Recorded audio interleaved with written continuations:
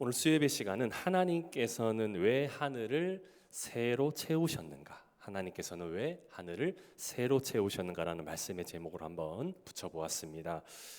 우리가 이렇게 돌이켜서 이렇게 살아가다 보면 오늘날 사람들의 모습은 이렇게 참 이렇게 능력 있는 것 같아요. 특히나 다양한 공간을 창출해내는데 참 이렇게 우리 사람들이 좀 이렇게 능한 존재로 이렇게 좀 생각되어지는 것 같습니다. 뭐 큰 집을 짓는다든지 또 화려한 건물들을 세운다든지, 여러분들이 잘 알다시피 아랍에미리트의 그 두바이라는 곳에 가면 세계에서 가장 높은 몇 층인지 아십니까? 163층짜리 건물. 이 우리나라 삼성물산에서 지은 건물입니다. 그래서 참 이렇게 여러 가지 사무실 또 건물들 또 멋지고 아름다운 교회들을 이렇게 세우는 일들을 보면은 우리는 저 건물과 저 집들이 참 이렇게 누구의 작품인가, 어떤 사람이 저렇게 지었는가, 이런 말을 자주 하게 되는 것 같습니다. 그래서 사람들은 참 이렇게 뭘 세우고 만들어내는데 참 이렇게 능한 존재가 아닌가라는 생각을 갖게 되는데요.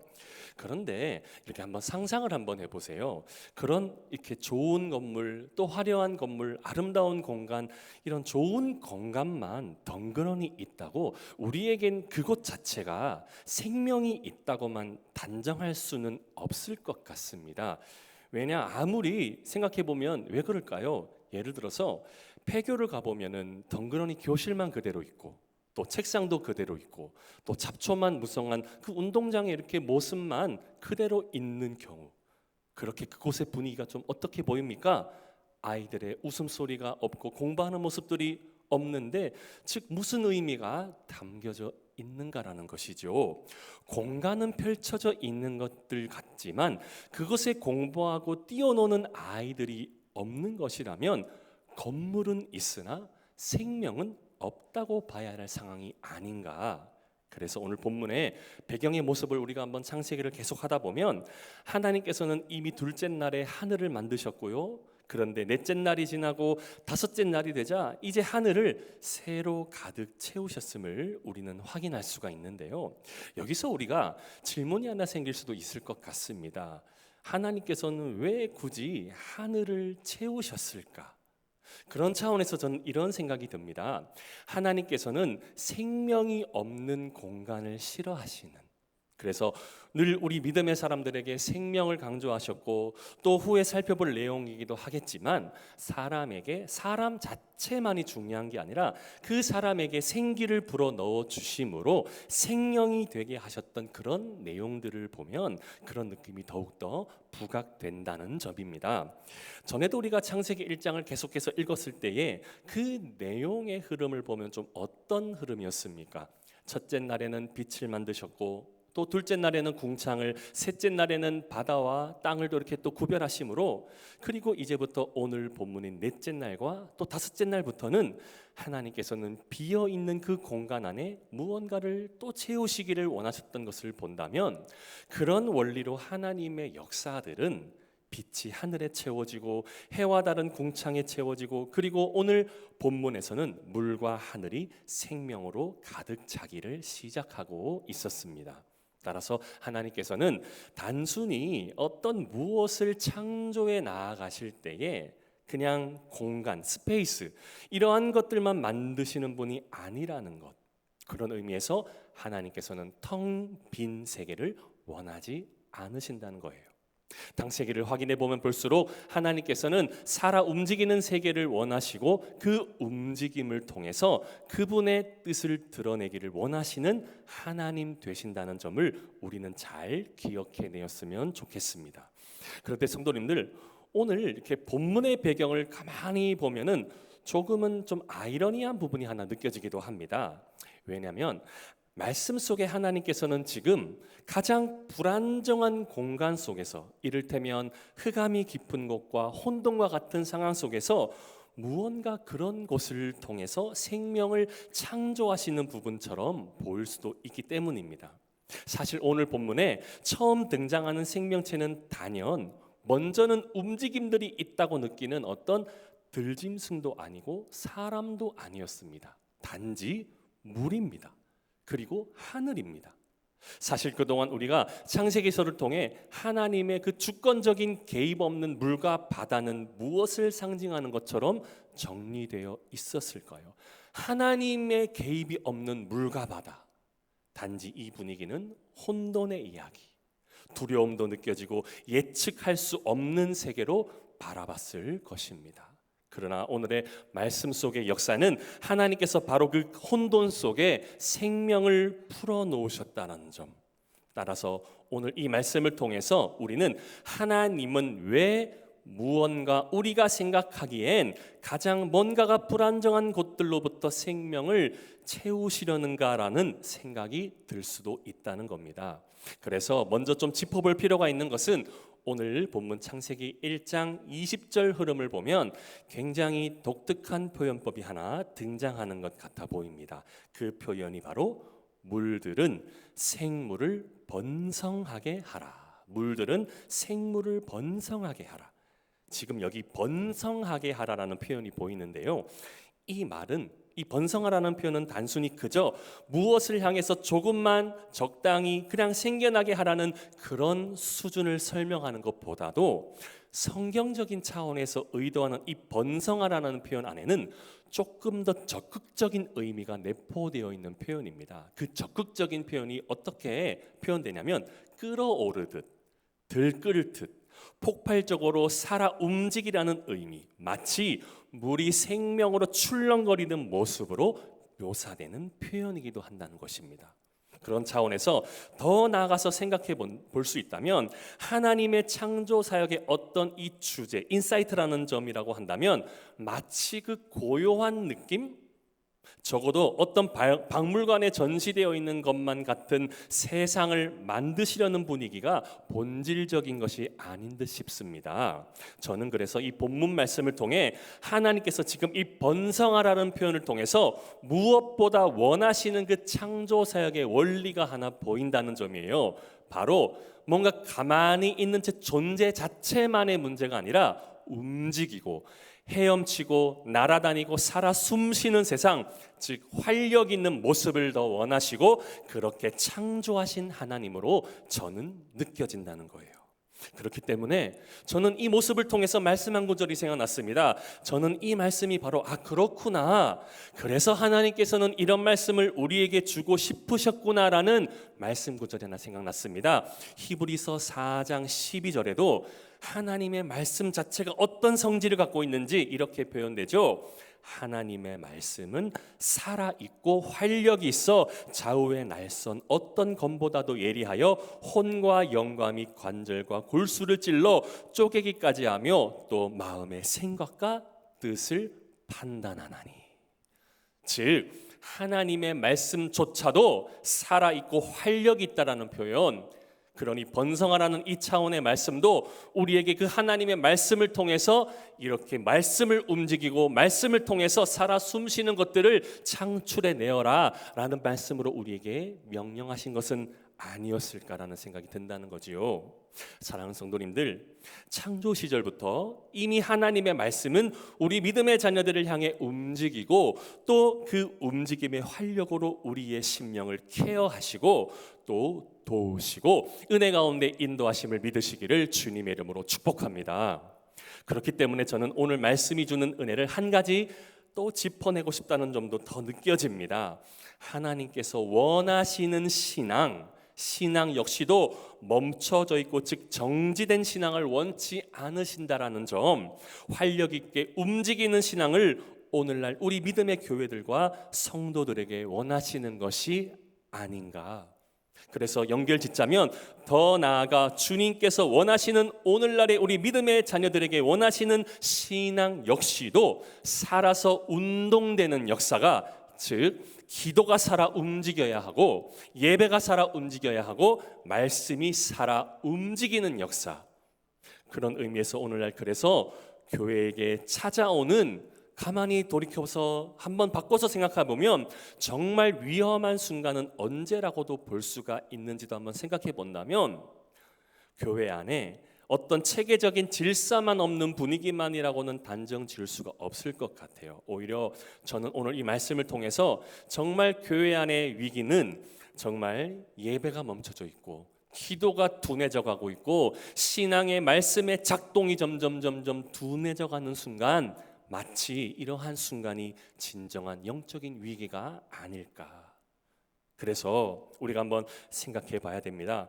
우리가 정말 심각한 것은 겉면이 아니라 내면에 이런 하나님의 말씀의 운동과 움직임과 생명이 없다면, 그 내면적인 것들이 구체적인 것이라고 한다면 마치 예배단들이나 감격이 없고 회개가 둔하여지고 복음을 깨닫는 그 떨림이 없어질 때에 이것이 진짜 영적인 심각한 문제, 교회의 심각한 문제일 수 있다는 점을 우리에게 알려줄지도 모른다는 거예요.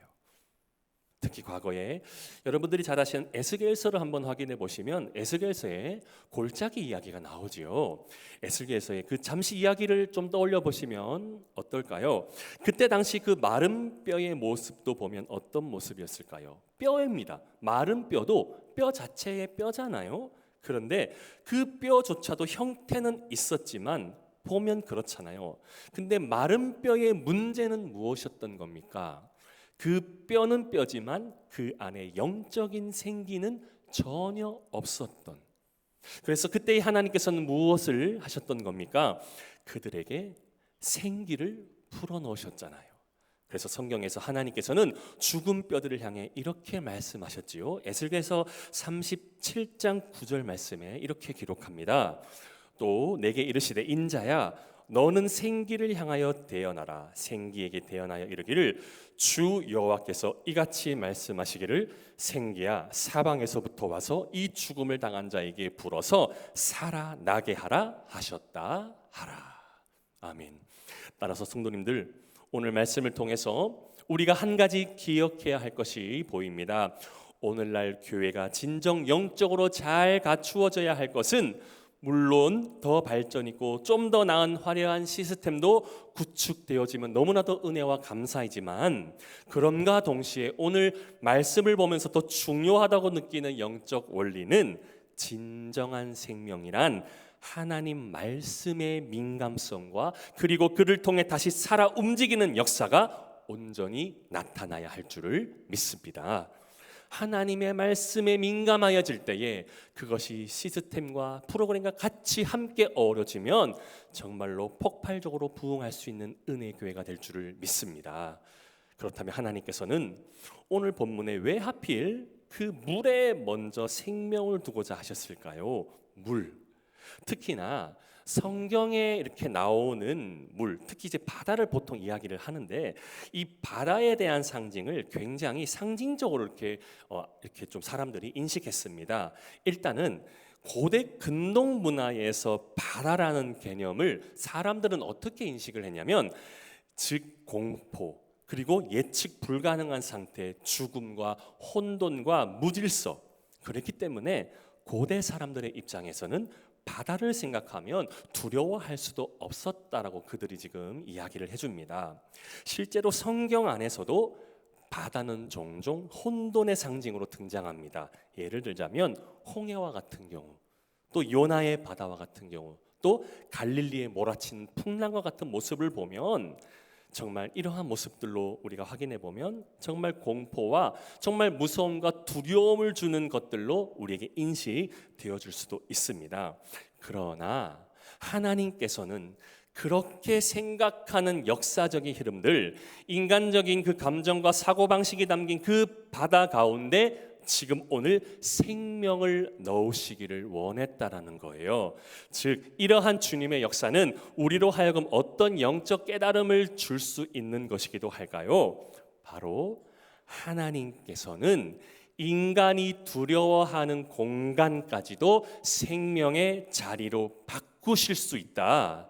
하나님께서는 인간이 두려워하고 공포스럽고 문제라가 여기는 그 공간까지도 생명의 자리로 바꾸신다는 점을 기억할 수 있기를 주님의 이름으로 축복합니다. 그런 의미에서 성도님들, 오늘날 우리에게도 가만 보면 우리 인생에도 스스로가 생각되어지는 어떤 바다라는 개념이 머릿속에 있을 수도 있습니다. 예를 들어서 불알이라는 바다, 또 상처라는 바다, 또 어떨 때는 실패라는 바다, 또 관계적으로 뭔가 되어지지 않는 풍랑이라는 바다.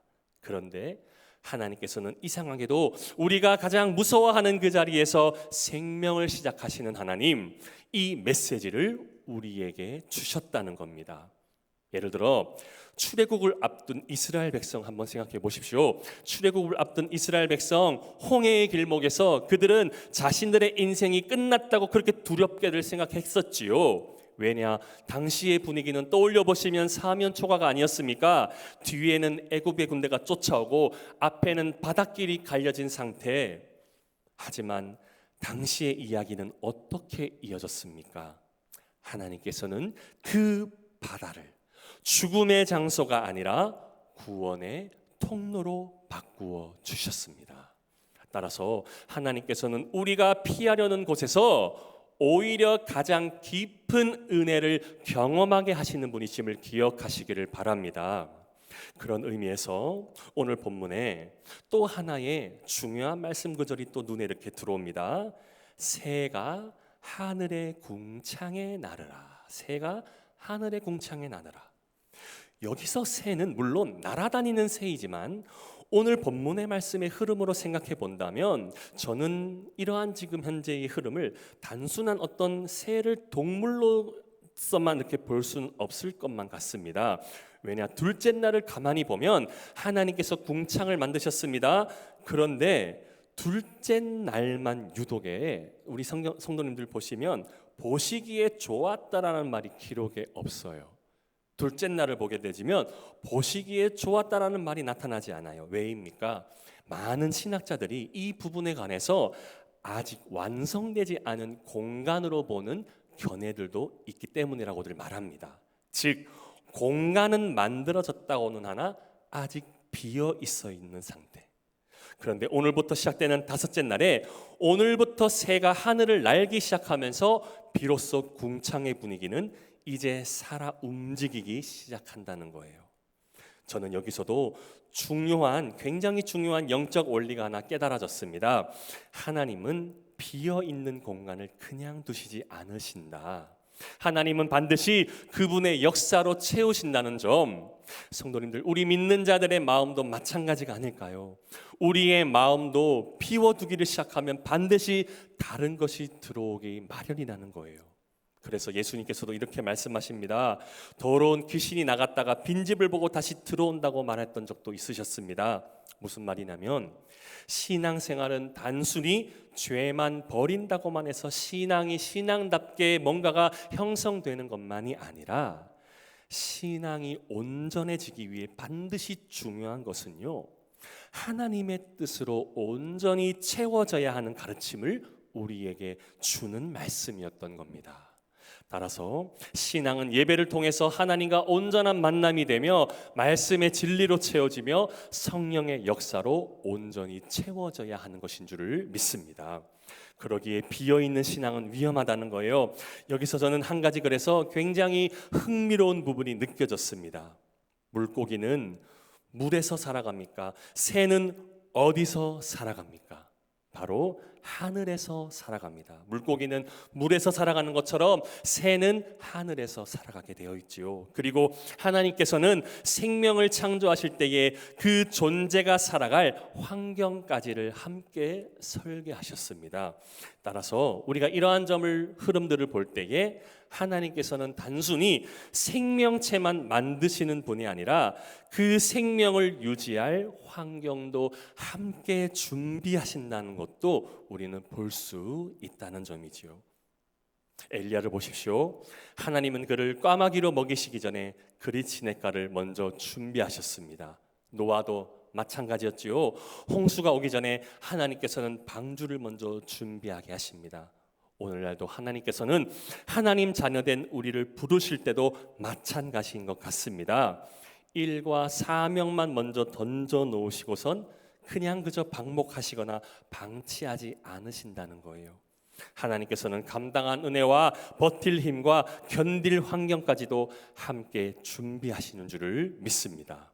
여기서 칼 바르트라는 사람이 이런 말을 해요. 창조는 단순한 존재의 시작이 아니라 하나님의 관계 맺음의 시작이다. 그러므로 하나님께서는 생명을 기계처럼 만들지 않으셨다는 거예요. 교제하도록 만드셨고 움직이고 반응하도록 만드셨다는 거예요. 그래서 오늘 본문을 보면 창조 세계가 움직입니다. 헤엄칩니다. 날아다닙니다. 번성합니다. 성도님들, 그러기에 살아있는 것은 움직입니다. 그러나 죽은 것은 멈추게 되어 있다는 거지요. 신앙도 마찬가지, 살아있는 믿음은 움직이는 줄을 믿습니다. 또한 살아있는 교회도 역시 행함과 그 믿음으로 온전히 움직이는 줄을 믿습니다. 더 나아가 살아있는 성도 역시도 말씀을 통해 그 변화된 삶으로 움직이는 줄을 믿습니다.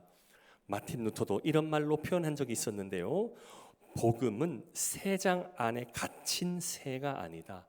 복음은 날아다니는 새다. 얼마나 놀라운 표현처럼 느껴질까요? 따라서 제가 생각하는 복음은 묶여 있지 않습니다. 복음은 반드시 오늘 본문의 새처럼 날아가는 존재인 줄을 믿습니다. 하나님께서는 그래서 오늘날 우리에게도 역시도 날게 하시는 분이신 줄을 믿습니다. 그런데도 안타까운 점은 오늘날 많은 사람들의 신앙 가운데 이미 하나님으로부터 그 말씀의 날개를 받았는데도 어떠한 경우에는 땅만 바라보며 살아가는 경우는 없었는가? 그 이유를 생각해 보니 날지 못하게 만드는 이유들이 상처 때문에, 또 두려움 때문에, 실패 때문에, 하나님 그 사람들의 시선 때문에. 하지만 하나님께서는 오늘 우리에게만큼은 이렇게 말씀하신 것 같습니다. 궁창을 나르라. 즉 하늘을 향해 날아오르라고 믿음으로 움직이는 말씀으로 들립니다. 사랑하는 성도님들, 오늘 창세기 1장 20절 한 말씀이지만 이 말씀은 단순히 물고기와 새의 창조 이야기가 아닌 것으로 보여집니다.